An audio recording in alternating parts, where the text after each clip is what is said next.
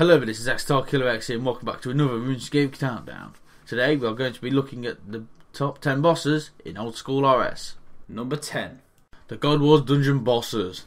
Now, I mean, everybody loves these things. They are great to go and kill, even though they do require either 60 strength or 60 agility in order to get in there. And you also have to have completed the 12 stronghold, but that is a small price to pay in order to fight these great bosses. They've always, of course, got the chance of dropping their god armor, which can be worth a lot of coins. And yeah, they're just great things to go and kill with friends or solo. Number 9. Dagannoth Kings. Now these are found on Waterberth Island in the dungeon to the far north of the island. Now these things do require a little bit of skill in order to kill. You will need multiple combat styles in order to fight the beast, as whatever type the beast is, it will be immune to that type of combat. So you will need all 3 attack styles. It is easy to do this in a team, but it is quite easily soloable. And they also have some great drops, such as the 3 melee rings, and also the magic ones as well. Number 8. The Chaos Fanatic. This guy is a mage which resides to the west of the Lava Mage. He is surrounded by a bunch of untackable mini chaotic clouds. He also drops one of the 3 shards which is required to form the Odium Wards and the Malediction Wards. He has a really powerful special attack which will use green magic, which will explode underneath of the player to cause very high damage, similar to the crazy archaeologist.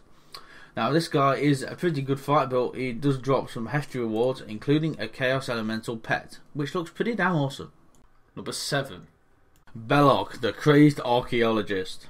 He resides in the ruins south of the Forgotten Cemetery. He will use ranged and melee attacks in order to fight you, and he can also form a special attack where he will throw exploding books at you, which will cause heavy damage in a 3x3 radius.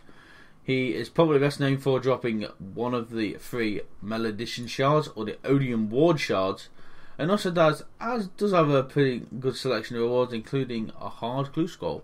Pretty good, and it's also a pretty complex fight, so you're going to need some experience to be able to kill this guy. Number 6.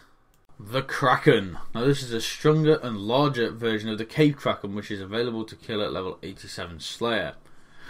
Now this thing is the only creature that will drop the Kraken Tentacle, and also has a chance of dropping the Trident of the Seas fully charged.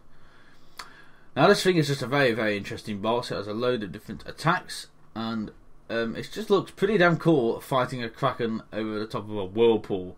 The best strategy in order to kill this thing is using the Toxic Blowpipe.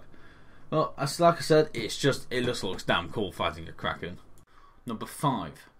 Scorpia. Now this is a scorpion which resides in the cave beneath the Scorpion Pit. She has a very powerful poison which can hit up to 20 damage. During the fight she will often summon offspring, and when she hits below 100 health she will summon guardians which will continuously heal her until killed. The best way in order to kill Scorpia is by using ancient magics and using protect from missiles, and this will mean she can't hit you. She applies some very noticeable drops, including Obium shards and Malediction shards, and also a Scorpia offspring, which was damn cool. Number 4. Venenatis. Now this is a large spider which resides to the east of the Boneyard. She is capable of completely draining a player's prayer, and also performs a deadly special attack which can hit up to 50 damage. And she will often use this special attack as it does have a chance of insta-killing anyone that is fighting her, no matter what level you are. The best way of killing her is to either use range or use full Varax. Now she is probably most notably known for dropping the Treasonous Ring, and also dropping the Venenatant Spiderling. And also she's a big spider, and she's a pretty hard boss to kill, but still a great fight and also great rewards. Number 3. Vetian. Now this is the skeletal champion that resides north of the Boneyard. He uses magic and melee attacks when it reaches half health, and he will also summon at this point 2 level 214 skeletal hellhounds, or if he's in his reborn form he will summon 2 level 281 greater skeleton hellhounds.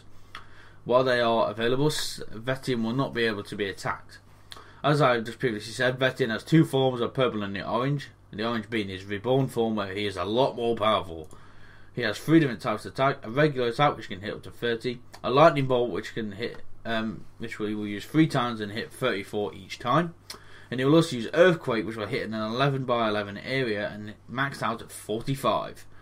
He most notably drops the Ring of the Gods and will also drop a Vetian Junior if you are very lucky. And yeah, it does look pretty cool fighting a skeletal champion. Number 2.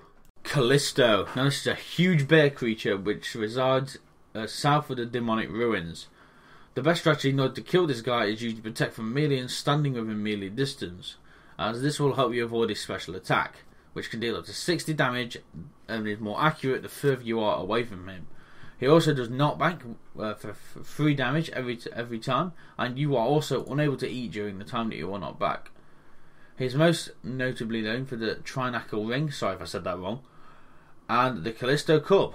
So yeah, it's a pretty cool boss, pretty difficult, and you need to know your strategy when fighting this guy. And number 1.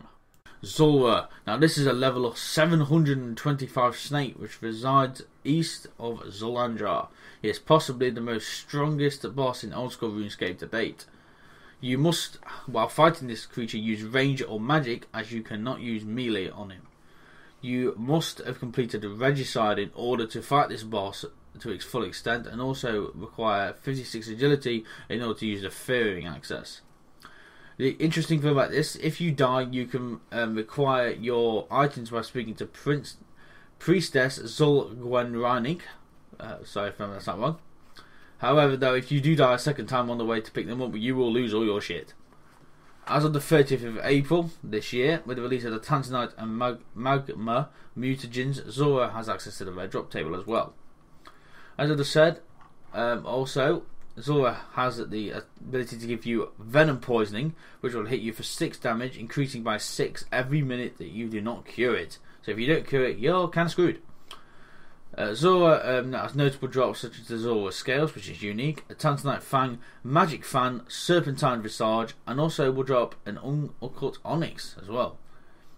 The other things that it can drop is a Jar of Swamp, which is a kind of a troll, a Pet Snakeling, a Tanzanite mutagen, and a Magma mutagen, which have an odds of 13,500 each.